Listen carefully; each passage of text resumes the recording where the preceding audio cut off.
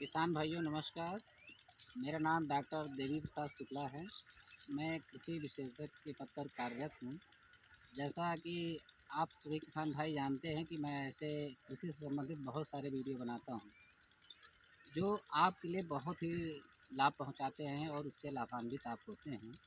उसी कड़ी में जैसा कि आप जानते हैं, हमारे पौधे को उगने के लिए कितने पोषक तत्व की आवश्यकता होती है? 17 पोषक तत्व की आवश्यकता होती है। उसमें से कार्बन, हाइड्रोजन और ऑक्सीजन ये हमारी प्रकृति से मिलते हैं। इनको हम लोगों को देने की ज़रूरत नहीं होती है। अगर बात करते हैं हम जो बचे हुए हमारे 14 पोषक तत्व, जो हम लोग आर्टिफिशियल तरीके से देते हैं ज़मीन में, जिससे हमारे पोषक तत्व पौधे लेते हैं।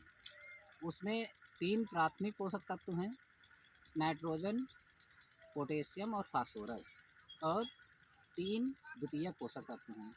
उसमें से कैल्शियम है, सल्फ़र है और मैग्नीशियम है। और बाकी बचे हुए हमारे जो 8 हैं वो सूक्ष्म पोषक तत्व हैं। उसमें से आज मैं चर्चा करने जा रहा हूँ बहुत ही इम्पोर्टेंट, बहुत ही महत्वपूर्ण पोषक तत्व की, जो हमारे प्राथमिक पोषक तत्व में आता है। उसका नाम है पोटेशियम। साधारणतः आप लोग देखते होंगे कि हम पोटेशियम का यूज़ बहुत ही कम करने लगे हैं, जो हमारे फसलों में उसकी डिफिशियंसी क्रिएट करने लगा है, हमारे अनाज की गुणवत्ता को कम करने लगा है। तो आइए आज जानते हैं कि हम कैसे उसको पूर्ति करें और कितनी मात्रा में देना चाहिए, और उसका क्या रोल होता है, क्या डिफिशियंसी होती है हमारे पौधे में, और कैसे हम उसको जान पाएंगे कि इसमें डिफिशियंसी है।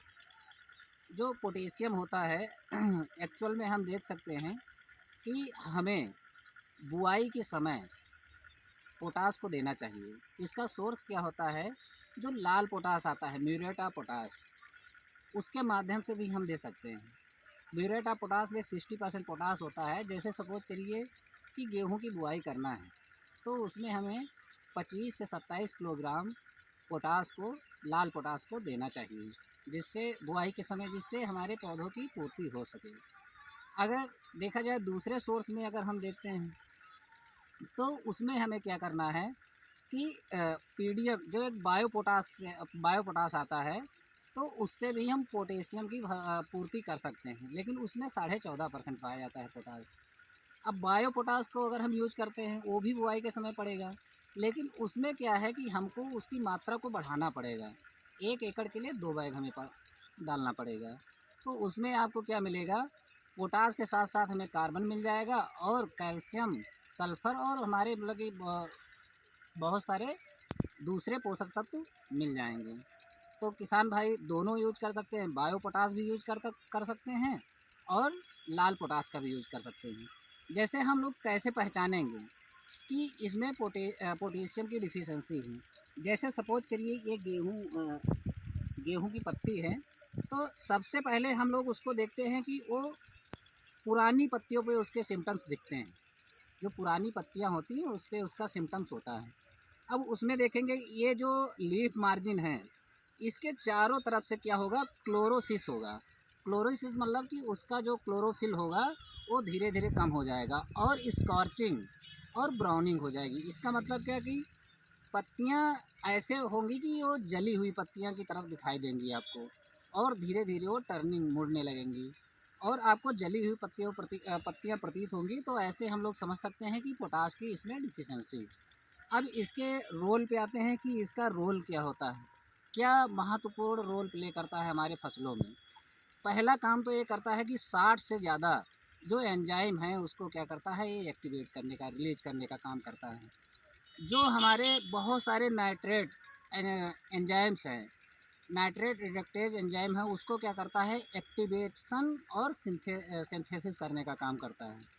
दूसरा, जैसे आप जानते होंगे कि बहुत सारे जैसे ड्राट है, जहाँ सूखा असिंचित क्षेत्र है, जहाँ पे आप देखेंगे कि वहाँ पे बहुत ज़्यादा डिजीज़ का इन्फेस्टेशन है, रोग बहुत ज़्यादा लग रहे हैं। तो पोटास इसमें बहुत ही ज़्यादा हमारी मदद करता है। अगर आपकी पोटास की मात्रा कम है, तो उसमें डिजीज़, रोग बहुत ज़्यादा लगेंगे। हमारा जो डिजीज जहाँ पे हमारा नमी नहीं है, वहाँ पे ज़्यादा पौधा स्ट्रेस शो करेगा। तो पोटास की मात्रा को इसीलिए डालने की ज़रूरत है। दूसरा क्या करता है कि कि हम लोग देखते हैं कि पौधा भोजन बनाता है तभी उसमें बालियाँ बनती हैं और ये सब सारी चीज़ें होती हैं। तो जो फ्लोएम के द्वारा ट्रांसपोर्टेशन का काम करता है फोटोसिंथेसिस में, वो पोटास का ही रोल होता है।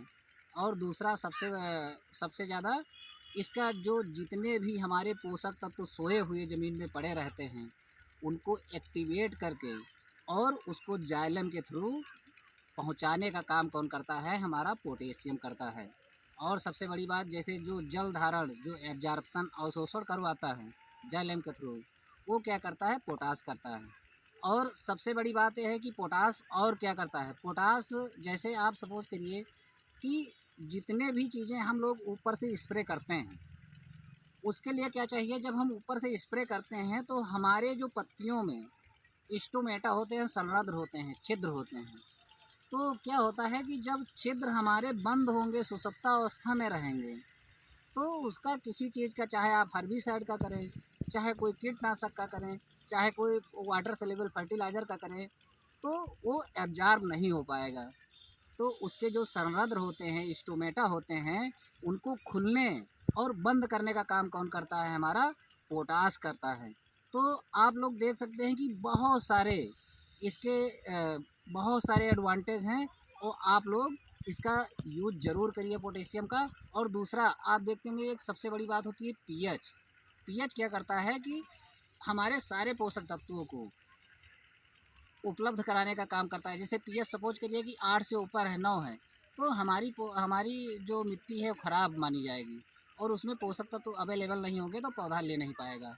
ये पीएच को न्यूट्रलाइज करने का, इस्टेब्लिश करने का भी काम करता है, जिससे क्या होता है कि सारे पोषक तत्व उसमें उपलब्ध रहते हैं। तो हमारे किसान भाई, आप लोग, पोटास महंगी ज़रूर है, लेकिन आप लोग अगर इसका यूज़ नहीं करेंगे तो आप इसके एवज़ में आप देखेंगे बहुत सारे रोग लगेंगे, बहुत सारे उसको वाटर एब्जॉर्प्शन नहीं हो पाएगा, हमारे जो स्टोमेटा है वो अच्छे से काम नहीं कर पाएंगे। तो इसीलिए आप लोगों को मैं बताना चाहता हूँ कि कम से कम आप लोग एमओपी, म्यूरेट ऑफ पोटाश चाहे यूज़ करिए, चाहे बायो पोटाश के माध्यम से आप पोटाश की पूर्ति कीजिए, और या फिर जो वाटर सोल्यूबल फर्टिलाइज़र आते हैं, जैसे 19-19 है, 052-34 है, या फिर 0050 है, तो इसके माध्यम से भी हम स्प्रे करके उसकी पूर्ति कर सकते हैं। जैसे सपोज करिए कि हमको वाटर सोल्यूबल देना है, तो उसकी डोज हमें क्या रखना है? 8 से 10 ग्राम पर लीटर वाटर के हिसाब से, जब अच्छा विजिटेशन हो जाए उस समय हम दे देंगे। तो इसके माध्यम से हम पोटेशियम की पूर्ति कर सकते हैं। तो बहुत सारे इसके फ़ायदे हैं। और आप लोग पोटाश का ज़्यादातर आप लोग शुरुआत में बुआई के समय यूज़ करिए और आप लोग लाभ उठाइए। और मेरे किसान भाई, आप सभी हमारे चैनल को सब्सक्राइब करिए। हमारे चैनल का नाम है हमारे किसान, भारत किसान चैनल का नाम है। और इस चैनल को आप सब्सक्राइब करिए और सपोर्ट करिए, अपने मित्रों को फॉरवर्ड करिए, यही आपसे आशा है। इसी के साथ मैं अपनी बात को समाप्त करता हूँ। बहुत बहुत धन्यवाद।